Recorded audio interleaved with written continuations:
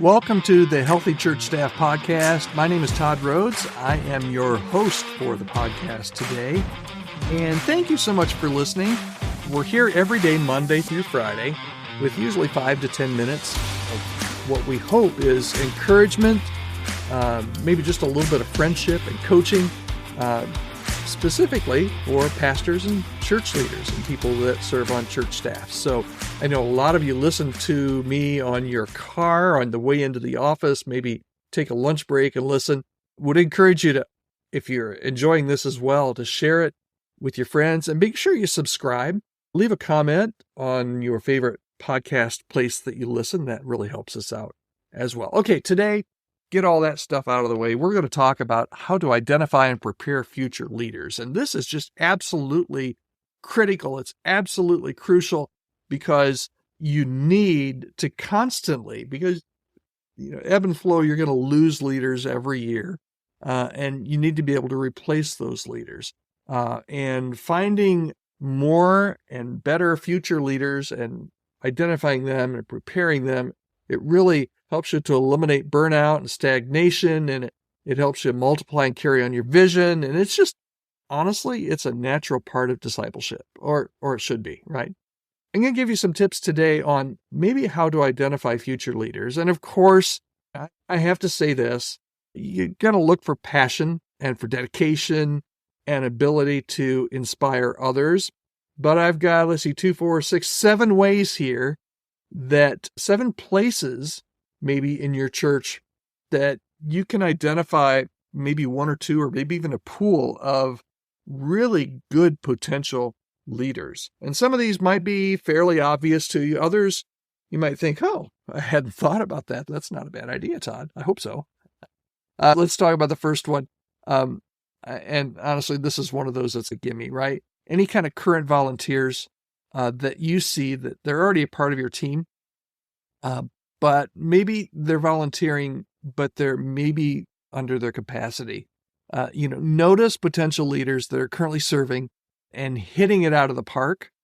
And those are the ones that maybe they start as a greeter and maybe they're working the coffee bar or mowing the grass, but man, they're responsible. They have a great heart and they're just absolutely hitting it out of the park. Those are some prime suspect for moving them into a more crucial role and a more leadership role. And the second thing is I would urge you to look beyond the usual suspects. So seek out those with kind of untapped gifts. And these are the ones that maybe aren't the out front leaders. They're not the A-type personalities. They're maybe not the extroverts. They may be quiet. They may be behind the scenes workers who have demonstrated commitment and care. And look beyond just maybe the loud or brash or people that maybe just like you that are outgoing and type A personalities. I think a lot of times in the church, we've stereotyped what we're looking for in leadership, that it has to be this outgoing, on the edge, non-introvert, and I'm an introvert, word out there to all my fellow introverts, non-introverted people. But look for sometimes the quiet behind the scenes people are really, they have so much latent energy and potential that they could really be a great addition to your leadership team. Here's another one. Look and see, who are other people drawn to? Who are people in your congregation going to for advice?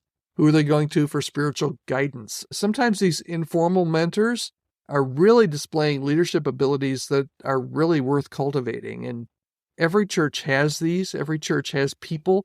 Maybe they're older people, maybe they're younger people that just have relationships and people see value in knowing them and getting their advice. So look to those people. Here's another one. Who steps up during a crisis? When there's a crisis, maybe it's a leadership crisis, maybe it's some kind of a weather storm or some kind of maybe your church got water damage, or maybe there's a funeral. Tragedy in the community. Pay attention to who really steps up during those times of challenge, those times of crisis, those times of change. A lot of times crises will reveal character. And another thing is it also shows who can handle pressure and who has real leadership ability. So when you're going through a tough time, notice who kind of steps up to the plate when you really need them. They could be somebody that you really should cultivate to be, maybe play a little bit bigger role in the future. Here's another one. Use your farm system. A lot of times, and by that I mean your small groups, ask your small group leaders who they have in their small group that's a potential rock star. A lot of your small group leaders are already leading well. Each one of those maybe has 8, 10, 12 people in their group, and they're going to see the potential there long before you do, because you might not even know some of these people. So ask your small group leaders.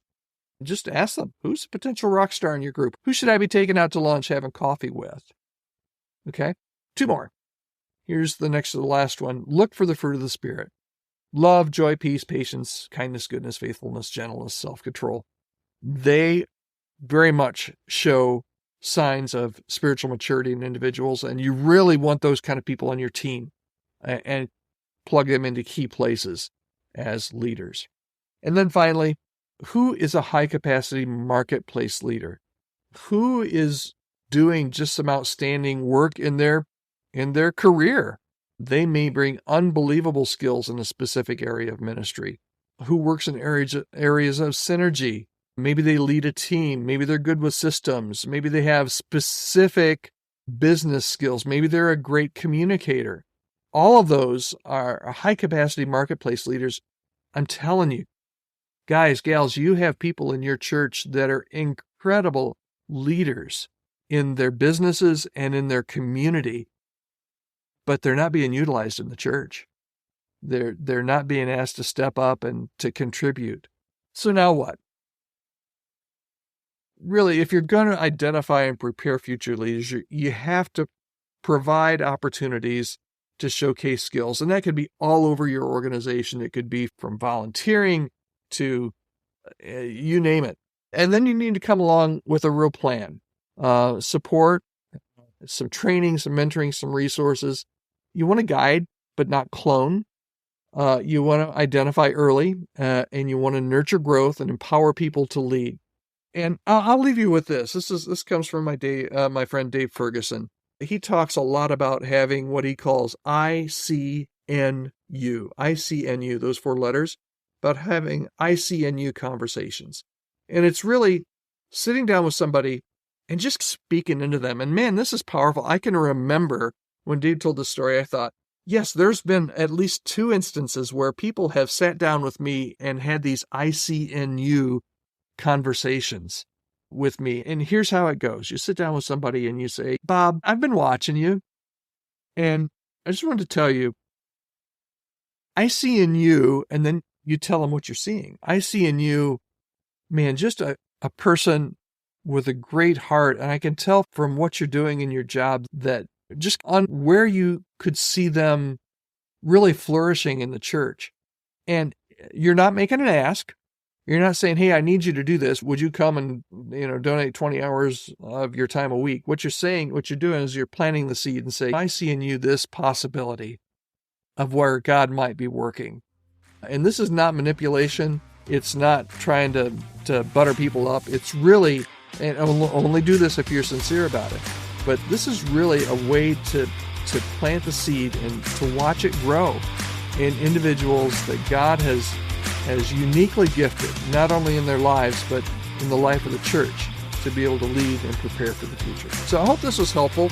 The ways and places where you can go to look for, to identify, and start to prepare future leaders. We will be back tomorrow to close out our week, and tomorrow we're going to talk about, I've got a coworker that's underperforming.